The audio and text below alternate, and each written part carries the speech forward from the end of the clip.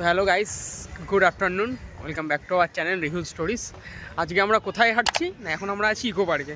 ঠিক আছে, হঠাৎ করে আজকে 31 আমাদের মনে হলো যে যাই একটু কোথাও বেরাই। হঠাৎ করে না, আসলে ব্যাপারটা ছিল যে আমরা ডায়মন্ড হারবার যাবো। ঠিক আছে, কিন্তু ডায়মন্ড হারবারে সেরকম খুব একটা কিছু দেখার নেই। আমাদের বেকার যাওয়া হতো এত গাড়ি চালিয়ে, আর যদি রিসর্ট নিতাম তো আলাদা ব্যাপার।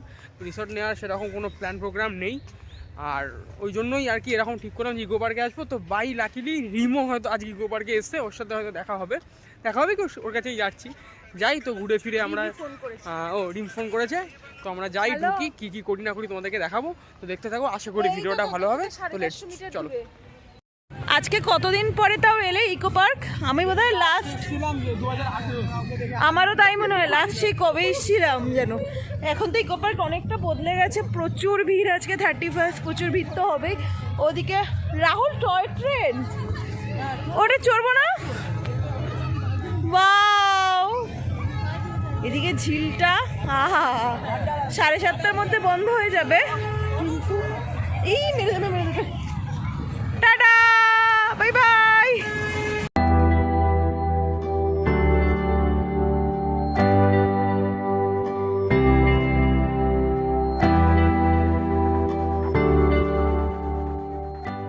তো আমরা যাচ্ছি এখন রিমের দিকে। রিম যেখানে আছে জাপানিজ, যাই হোক ওই জাপানের যে মন্দির ওই দিকে আছে, যেখানে জাপানি ফরেস্ট কিছু একটা করেছে। যাই হোক, তো যাই, এখানে এসছি, এসে এই ঝিলের পাড়ে করতে ছবি তুলছি। আমাকে বললো মা তুমি শুনে রাখো, আমাকে বললো আমার বোটে তুলে চুড়ি খাইয়ে এখান থেকে আজকে আর বাড়ি নিয়ে যাবে না। তুমি যদি দেখো আমি আজকে ফিরলাম না আর বাড়ি, তুমি কিন্তু পুলিশের কাছে, তার জন্য সম্পূর্ণরূপে আমি দায়ী। আসলে ইকো পার্কে এখানেই যে পুলিশ থানা আছে সেখানেই এসো, কারণ এই লেকে আমায় খুঁজলে পেয়ে যাবে। তো জাপানিজ যেই এলাকাটা আছে ইকো পার্কে, জানি না কি বলে, তো এটার মধ্যে ঢুকে গেছি, কিন্তু ওকে কোথাও খুঁজে পাচ্ছি। কোথায়? ওই যে গিয়ে পেয়েছি খুঁজে। চলো। কেন রে, তোর মনে তো হিংসা কেন? এই পেয়ে গেছি খুঁজে। হ্যাঁ করাচ্ছি, চল।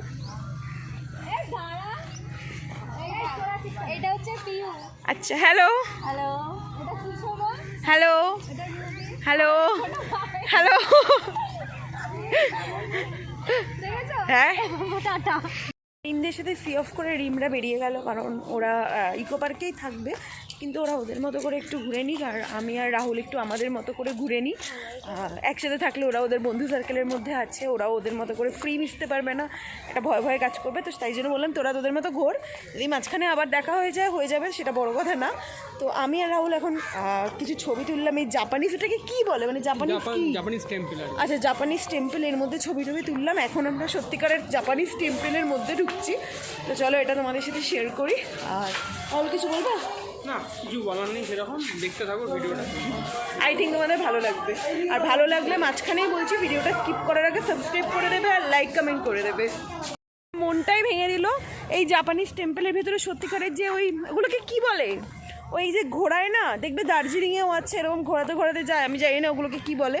তো ওই জিনিসগুলো ছিল। আমি রাহুলকে বললাম একটা ভিডিওগ্রাফি যদি করে নিতে পারতাম তাহলে কত সুন্দর দেখতে লাগতো। দাঁড়িয়েও ছিলাম, এত ভিড়, মানে সত্যিই ভাবে লোক নড়েই না, একটা ভিডিও করতে পারলাম না। আর এই ছেলেটাকে তো তোমরা চেনো না, এই ছেলেটা যে কি মাথায় স্ক্রু, ওর ঢিলা, ওর পছন্দ না হলে ও সেখান থেকে চিৎকার করে বেরিয়ে এলো, চিৎকার করে লিটারেলি বেরিয়ে এলো। তুললো না তো তুললোই না, কি হবে এটার? আসবে পরে, দেখছি ফাঁকা হোক, ইচ্ছা আসবে। চলো কিছু খাই, আই এম অ্যাংরি, চলো কিছু খেয়ে নিই, ভালো লাগে না। বাট এই ব্যাপারটা বুঝতে পারছি না, কারণ আইফেল টাওয়ারের দিকে তো যাওয়া যাচ্ছে না, কারণ এখানে গেটটা বন্ধ করে রেখে দিয়েছে। আবার এই গেটটা থেকে এক্সিট করা মানে পার্ক থেকে এক্সিট হয়ে যাবো, তাহলে কি আবার পার্কে ঢুকতে গেলে আবার ফিস দিতে হবে নাকি জানি না, মানে টিকিট কাটতে হবে নাকি, কিছু বুঝলে না? আমি তো বুঝতে পারলাম না। যদি আমরা পার্কের থেকে বেরিয়ে আমাদের মানে মোট কথা আমরা আইফেল টাওয়ারে যাবো কি যাবো না? এখন যাবো আমরা এই দিকটা, কিন্তু আমি কি বলছি রাহুল, এই আইফেল টাওয়ারে যাওয়ার জন্য যদি তুমি বেরিয়ে যাও তাহলে তো বোটিং টোটিংগুলো হবে না। আমাদের যদি আর কিছু করা থাকে, বোটিং করা থাকে, সেগুলো করি। আমরা তো সবে এলাম, সেগুলো করি।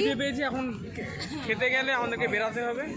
বেরোতে কেন হবে? এটাই খাবে না? না, এখানে ভালো লাগছে না। ওই জাপানিজ ফুড স্টলে আমার খেতে ভালো লাগছে না, খাওয়া দাওয়া কেমন হবে। আর বোটিংটা অনেক দূর, আর এখানে ওই হ্যান্ড বোটিং, যেটা আমি ওকে নিয়ে পারবো না, আমার পক্ষে আমি নিজেই তো পারি হ্যান্ড বোটিং করতে।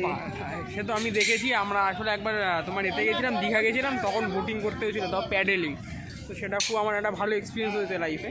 তো যাই হোক, এখন আমরা বেরাই, এখান থেকে বেরিয়ে যাই, কারণ আমাদের ইকো পার্কে খুব একটা কোনো কাজ নেই। তাহলে আমরা কি করবো? ঠিক আছে, এলাম কেন? আমরা বেরিয়ে এখান থেকে সাইড ফাইডগুলো হাঁটি, ওখানে একটা ক্যাফে আছে, ওই ক্যাফেটাতে যাই, খাই দেয়, খেয়ে দিয়ে এই পাশেই বসবো। আমাদের পার্কে, স্পেশালি পার্কে ঢুকার খুব একটা কোনো কাজ নেই। তাহলে আমি এখন বেরোবো না, তাহলে আমি এখন বসে থাকবো। দেখছি। তো আমার রিমার পেয়েছিল খিদে, আমার মোটামুটি পেয়েছে, রিমার একটু বেশি পেয়েছে, কারণ ও সকালবেলা সেরকম খুব একটা ভারী টিফিন করেনি। তো যাই হোক, এখন ঘোরাফেরা করলাম। ব্যাপারটা হচ্ছে কি, আজকে এখান থেকে না বেরাতে দিচ্ছে না, যেটা দেখলে ভিডিওতে, তো ওই কারণে আমরা বেরালাম না। বেরাতে দিচ্ছে, অ্যাকচুয়ালি বেরাতে দিচ্ছে, কিন্তু বেরালে ঢুকতে পারবে, ঠিক আছে, আজকে পার্টি রয়েছে বলে ওই দিকটাকে পুরো অ্যালোকেট করে দিয়েছে আলাদাভাবে। তো ওই কারণে যাই হোক, আমরা বেরালাম না। তো আমরা জাপানিজ এরিয়াটার মধ্যে আবার ঢুকলাম, ওইখানেই এসছি, এসে খাবার অর্ডার করেছি, খাবারটা দিই, খিদে পেয়েছে, খাই আর কি। খাবার অর্ডার দিয়েছি, খাবার আসলে ওদেরকে দেখাচ্ছি, এখন না, আসুক খাবার উপরে।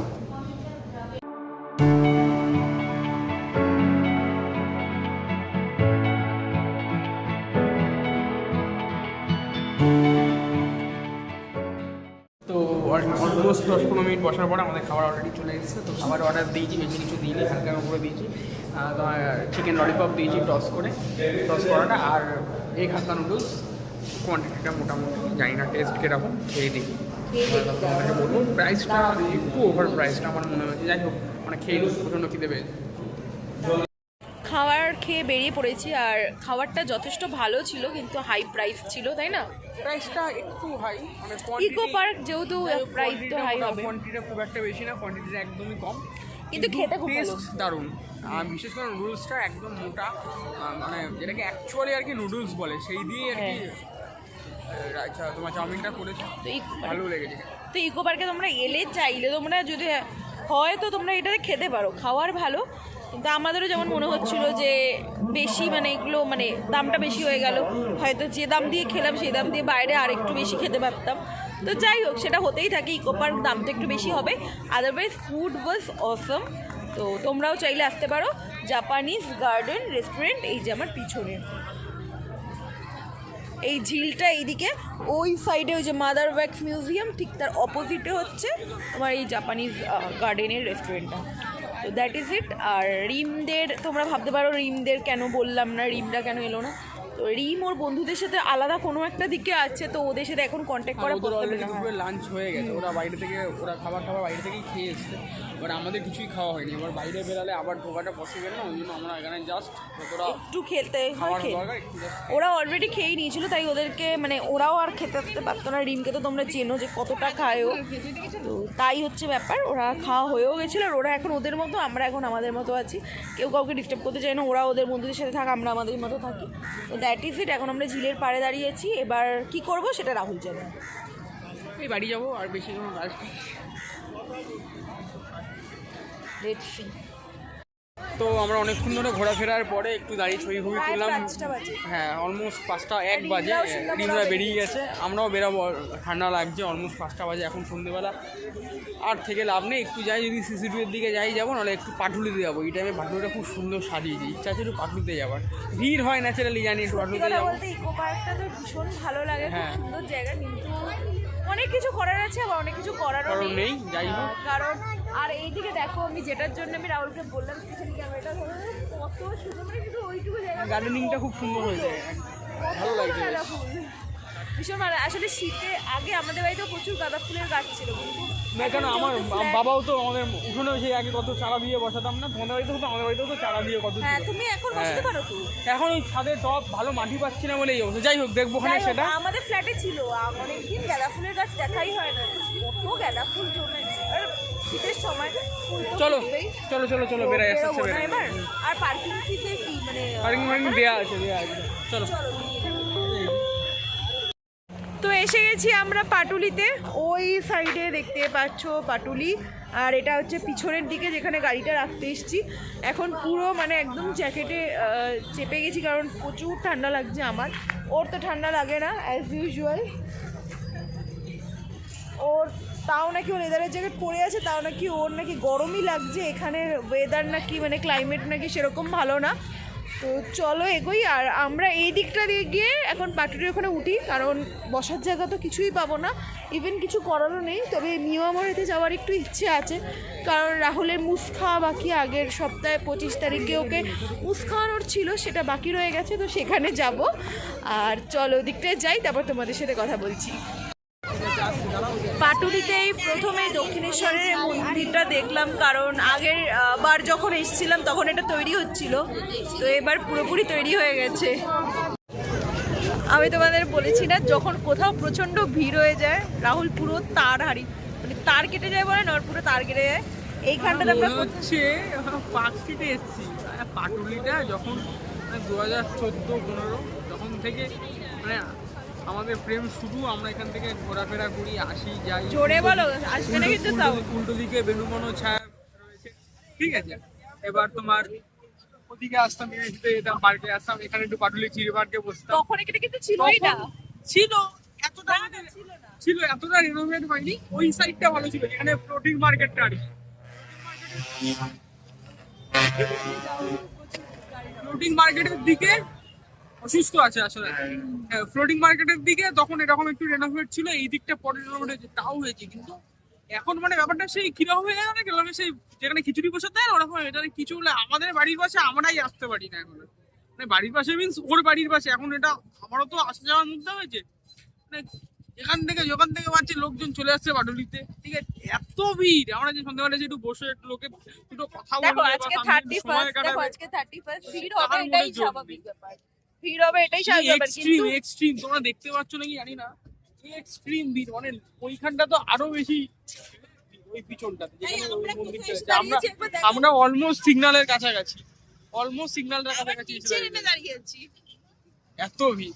ওই এখানে একটু সময় কাটাই, একটু বসি, একটু ঘোরাফেরা করি, দেন বাড়ি যাবো। আর ব্লগটা কিন্তু ভালো লাগছে তো, দেখছো তো এতটা অবধি? তাহলে দেখলে কিন্তু সাবস্ক্রাইব আর লাইকটা করে যাবে প্লিজ। কিছু নিচ্ছিলাম না খাওয়ার জন্য, তারপরে ভাবলাম তো মিয়ামারিতে যাব, তো ওটা যাব। তো রাহুল বললে একটা কুলফি খাবে, বোধহয় ওর খেতে ইচ্ছে করছিল। তোমার খেতে ইচ্ছে করছিল? বুঝতে পেরেছি, 4 থেকে 5 বার জিজ্ঞেস করেছে। ওই জন্য বললাম ঠিক আছে একটাই নাও, তাহলে আমরা দুজনে মিলে একটা খাই, যাতে করে একটু মুজও খেতে পারি। একটু বসি।